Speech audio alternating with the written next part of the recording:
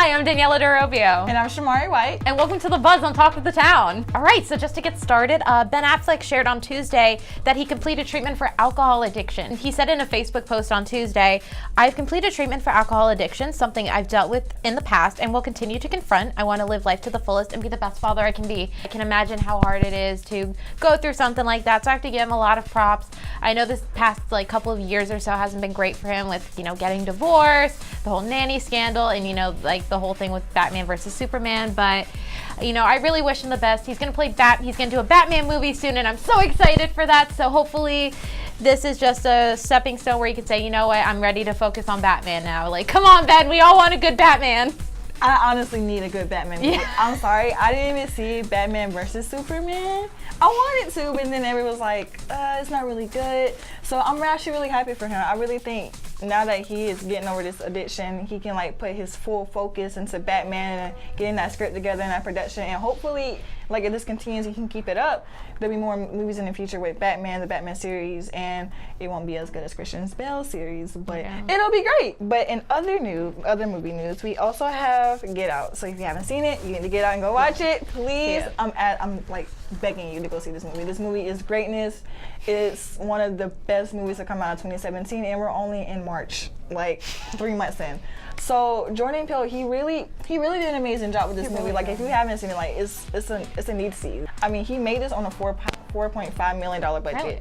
and we know he came out with $100 million debut, automatic. He's the first Black director to ever do that, and I think that's really great. I mean, as far as a POC person myself and woman of color, that's great representation for someone who wants to work in the industry, who wants to become a director, producer, screenwriter. That's great. We have people who look like us doing these great, amazing type of things, and this is going to help us propel even further into the movie industry. So, I mean, congrats to him on that. I mean, it's really worth the $12 that you're going to be spending at the movie theater. So, if you can't get a discount, I'm sorry. It really was, because I remember going to see the movie myself, and everyone in the audience was so engaged with what was going on in the movie, and the plot line was absolutely genius because it really tackled a great issue, which I can't get into because it's a lot of spoilers, but it was a really good movie, and Jordan Peele is so brilliant. So I really congrats to him, and he deserves it. All right, in other celebrity news, RuPaul just revealed that he got married. Whoop, whoop. I'm so excited. I love RuPaul. I love RuPaul's drag show. He's such a great person, so I'm really excited for him. He said on an appearance of Hollywood Today on Wednesday, I've never said this before on television, but we are married, and he has been with his boyfriend, or I guess now husband, Georges Labar. I'm really sorry for mispronouncing that. Sorry. And they've been together for 23 years, and they finally tied the knot in January, which is really exciting. So here's the cutest thing about that, though. Really? They got together, decided to get married on the day that they met in a club, and I believe that was in California, which is also his partner's birthday. What? So I mean, honestly, I don't even believe in love, but RuPaul, you're making me believe in it, and that's the most romantic thing. That's really thought out. I mean, I bet you the wedding itself was on point. It was on fleek. It was great. He was strutting. I mean, I'm really happy for him. I feel like this is gonna be even a longer relationship, and I really hope something good comes out of it. Please adopt children so I can be so happy and look at your Instagram. So in music-related news, we have Nicki Minaj versus Remy Ma. Okay, do you see the pain in my face? Okay. So Nicki Minaj and Remy Ma have been beefing for well over 10 years, but really it just now hit a high point. Remy Ma, she just dropped a diss track called Sheether, which is a sample from Nas Either. But yes, so she made a diss track to Nicki, and honestly, flames, literally the whole house was on fire. It was great. Nicki Minaj, however, took 3 weeks to drop 3 songs. I like Nicki, I do, but 3 weeks. Come on now, that's not how you operate with beef, okay?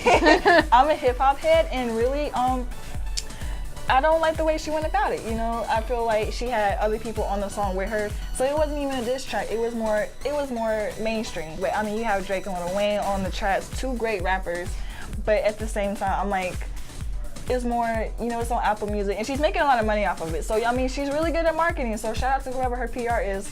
I need an internship. But she really, she dropped these 3 songs, and they're #1 on Apple Music, and you know they're doing really good for her. But I think at the same time, I mean, when you're doing beef, the diss track needs to go hard. It doesn't need to be whack. Like, I mean, think about Tupac and Biggie. Can I just say this about Nicki Minaj? I think she's a great rapper, but every time I hear there's like a celebrity feud, I'm like, 9 times out of 10, she's probably involved in it.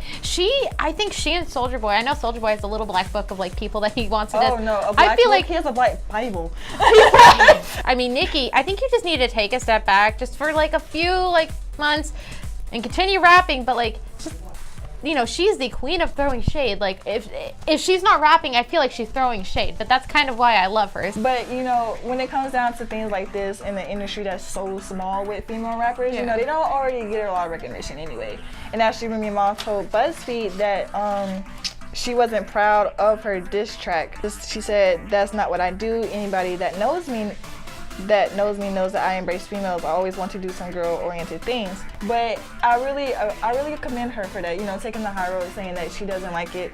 And I think maybe if they can take a step forward, like as Ice Cube said, you can make something happen with a few drinks. So maybe I should get together, make a few drinks, drop a hot track. Well, that's all we have for this episode, but make sure to follow us at SGTV at USC. And follow us also at TOTT at USC. All right, for The Buzz, I'm Daniela DeRubio. And I'm Shamari White.